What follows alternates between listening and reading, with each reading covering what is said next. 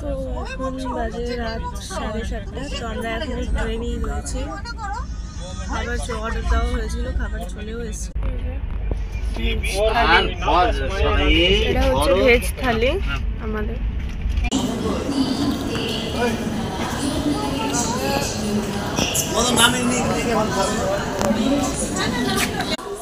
আমরা এখন দিল্লি স্টেশনে নেমে গেছি। এ দেখো,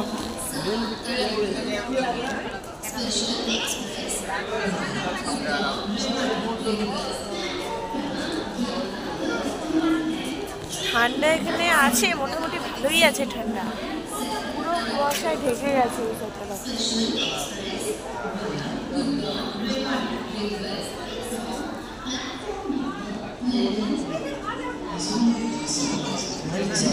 চলো টাটা টাটা, ভিডিওটা পরে আবার কন্টিনিউ করছি। বাই।